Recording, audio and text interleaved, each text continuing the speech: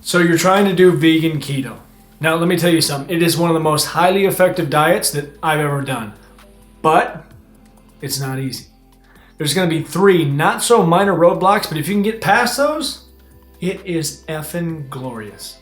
So let's get after it. The initial problem we face as vegans trying to do keto, and I'm assuming that's how you're watching this. I don't imagine anybody's a keto person watching this trying to become vegan in the process and make their life that much harder. But if that's you, by all means, go after it. But the initial problem we face is we get too many omega-6s in our diet, not enough omega-3s. Specifically, we don't get enough eicosapentaenoic acid, which is EPA, and docosahexaenoic acid, DHA. Now, I'm never going to say those again because those are incredibly hard words, and there's no point of you knowing that just to know just what the abbreviations stand for, but that's about it. Just know EPA, DHA. So, EPA is used to treat everything from cancer, diabetes, asthma, autoimmune disease, depression, anything really, you name it, right? Incredibly important.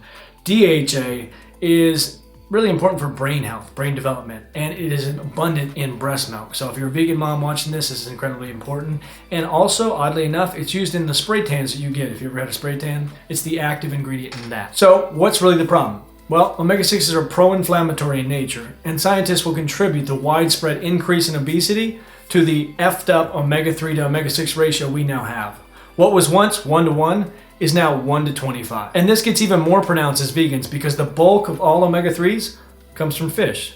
And we're not evil humans, we have souls. We don't eat fish. And I know what you're thinking, we get some omega-3s in our diet from plant sources, but those come in the form of alpha linoleic acid, ALA. And the problem with that is our body is incredibly inefficient at making that conversion from ALA to EPA and DHA. And I'm not talking about like a little bit bad. It is flunk out of school, never come back, change the locks, 1% conversion bad.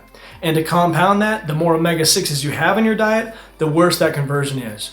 So, how can we get back on the right track? Step 1 to get back on the right track. You're gonna get your fat sources, or lipids if you're super analytical about it, from things that are low in omega-6, high in omega-3s. So for instance, you're gonna get your coconut oil, your palm oil, and your olive oil. Stick to that. Stay far effing away from cottonseed, sunflower, corn, and soybeans. Yes, I said it, soybeans. If you're eating a lot of soybeans in your diet and you're a vegan, you're doing it wrong. Step 2, you gotta supplement. Now there's an EPA, DHA supplement that I recommend every vegan to get. The moment that I figured out this inefficiency when I became a vegan, I ran out and got it right away. So let me show you what it is. This is the vegan EPA, DHA supplement I use.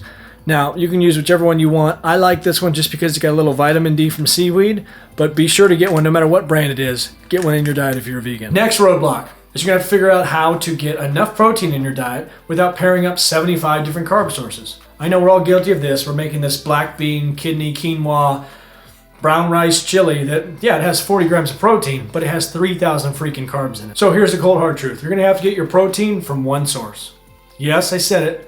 One source. So I know what some of you are going to jump out and say, what about micronutrient diversity and minerals and blah, blah, blah, blah, blah.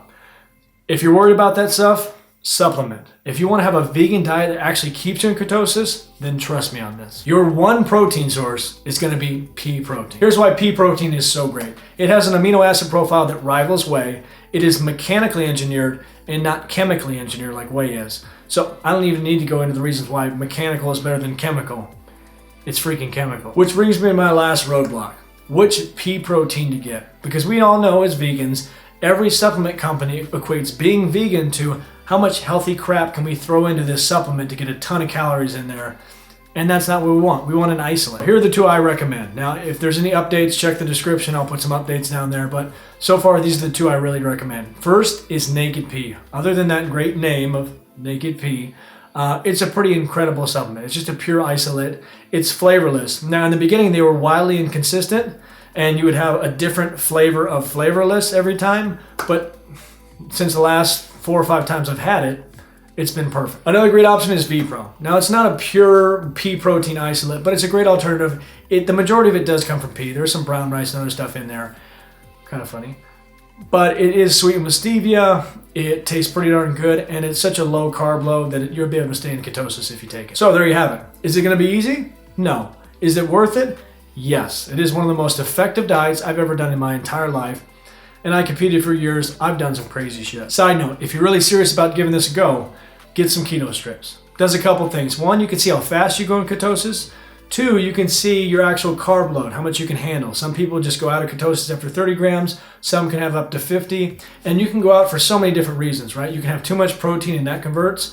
You can have too many vegetables. You can have too much sugar-free crap. I've seen all these things bring somebody to ketosis. Whether you're a vegan bodybuilder, you're an average Joe, Jane, athlete, whatever it may be, give this a go for 14 days and let me know what you think. Be sure to subscribe to this channel because it's incredibly important to me. Vegan has changed my life. I have a dog rescue. That's what propelled me to go vegan is, the impact I had on dogs, and then how could I save dogs and not save every other animal on the planet.